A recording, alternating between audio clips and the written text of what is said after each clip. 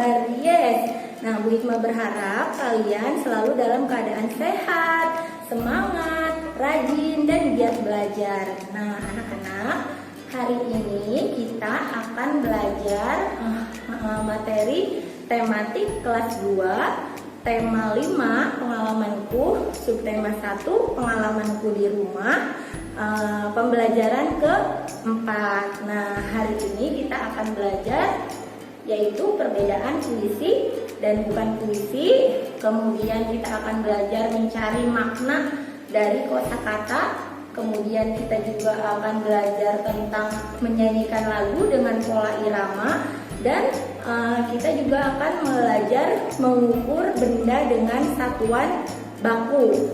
Nah, anak-anak, kemarin hari Minggu apa yang kalian lakukan di rumah?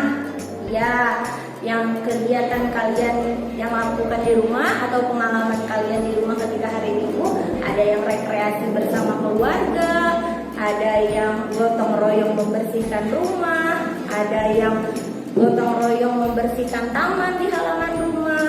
Nah, seperti yang Beni dan keluarganya lakukan di hari Minggu. Nah, kalian bisa lihat buku kalian ya.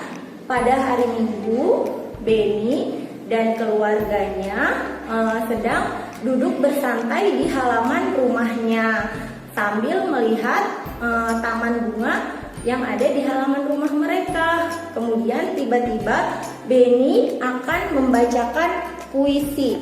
Nah, puisi Beni berjudul Taman Bungaku. Di sini Bu Hikmah akan membacakan puisi Taman Bungaku dan kalian memperhatikan dan mendengarkan Bu Hikmah membacakan puisi ya. Taman Bungaku ini puisi yang dikarya Nikomang Juniarti dari SDN 5 Jungonton. Bu Hikmah akan membacakan, kalian menyimak ya. Taman bungaku, taman bungaku, bila ku pandang hati pun senang.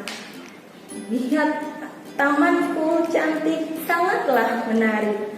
Taman bungaku, berserilah selalu, jangan pernah kau layu.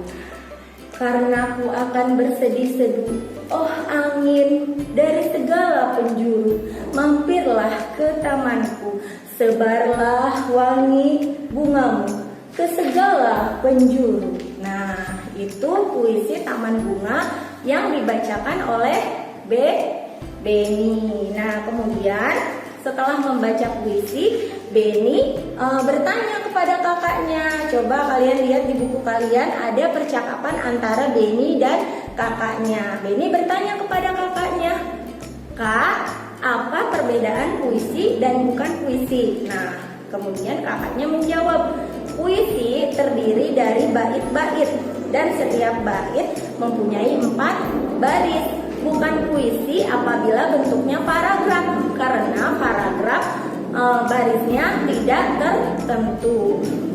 Dan puisi itu mempunyai kata-kata yang indah, tegas, dan kias.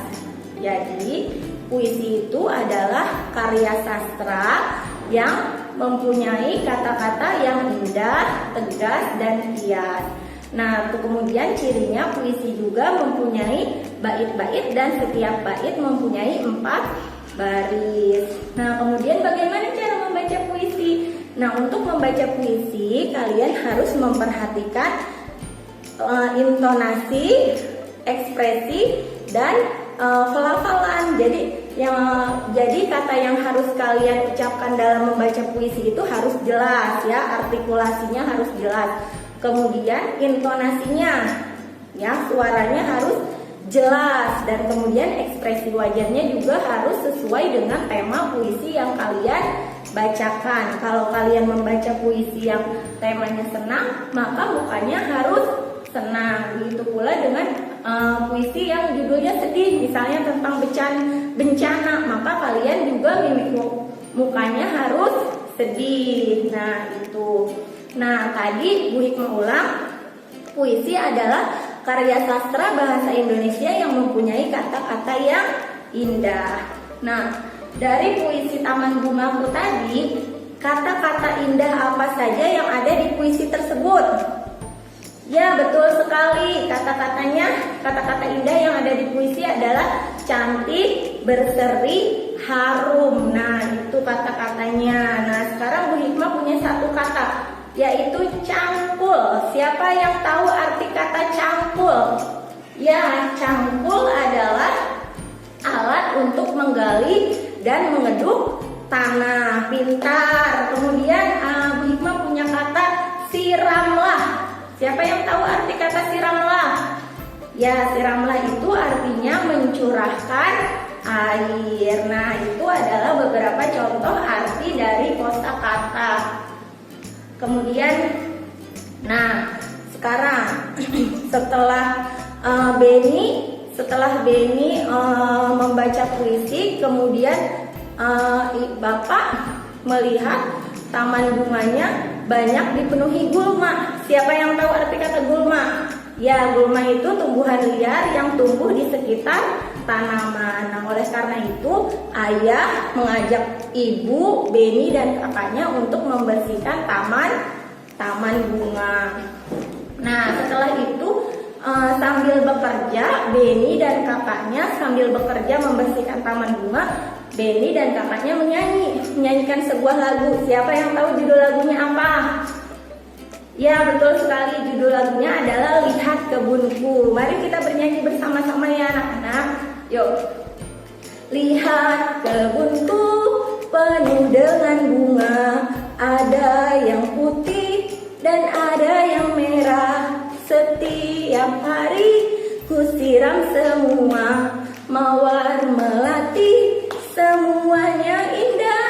Nah, itu lagu Lihat Kebunku. Nah, anak-anak, dalam setiap lagu mempunyai pola irama, yaitu panjang pendeknya bunyi dan kuat lemahnya nada. Nah, kalian perhatikan ya dalam lagu Lihat Kebunku. Lihat kebunku penuh dengan bunga. Kira-kira apa? Panjang atau pendek nadanya? Iya, betul sekali, nadanya panjang.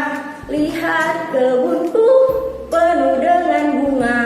Nah, kemudian suaranya kuat atau lemah? Ya, betul, suaranya kuat. Ada yang putih dan ada yang merah. Ya, betul, panjang. Kemudian suaranya, ya, betul, kuat. Nah, setelah bernyanyi, Beni dan keluarganya istirahat. Nah, kemudian setelah istirahat, Beni melihat ayahnya sedang membetulkan sepeda motor. Nah, kemudian Beni menghampiri ayahnya dan menanya, "Ayah, ini apa? Alat untuk apa ini?" Nah, kemudian ayahnya Beni menjawab, "Ini namanya jangka sorong." Nah, kemudian Beni bertanya lagi kepada ayahnya, "Apa kegunaan alat ini?" Nah, ayahnya menjawab, "Kegunaan jangka sorong adalah alat yang digunakan untuk mengukur benda yang berukuran kecil seperti mur dan pensil dan memiliki bentuk lingkaran." Nah, jadi jangka sorong itu satuannya milimeter dan sentimeter untuk mengukur benda yang berukuran benda berbentuk lingkaran seperti mur dan pensil. Nah, kemudian tapi jangka sorong itu tidak bisa mengukur benda yang panjang karena maksimal benda yang bisa diukur oleh jangka sorong itu adalah maksimal 30 cm. Nah, sekarang coba anak-anak lihat ya di meja kalian, di buku kalian ada benda yang dapat diukur dengan jangka sorong dan ada yang tidak. Coba kalian isi ya, kalian kerjakan latihannya. Ya, kira-kira apa itu namanya? Obeng kira-kira bisa tidak diukur dengan jangka sorong? Ya, kalian isi ya sendiri ya. Nah, alhamdulillah latihannya sudah kalian kerjakan dan alhamdulillah juga pembelajaran kita hari ini sudah selesai. Nah, anak-anak siapa yang tahu hari ini kita belajar apa saja? Ya, kita sudah belajar membedakan puisi dengan bukan puisi. Kita juga sudah belajar mencari makna dari kosakata, dan kita juga sudah menyanyikan lagu dengan pola irama. Nah, yang terakhir kita bisa mengukur benda dengan satuan baku yaitu jangka sorong. Nah, alhamdulillah untuk pembelajaran kita hari ini. Nah, untuk pembelajaran besok anak-anak baca di rumah tema 5, subtema 1, pembelajaran ke-5 ya. Alhamdulillah, terima kasih atas perhatian anak-anak. Kurang lebihnya mohon maaf. Wassalamualaikum warahmatullahi wabarakatuh.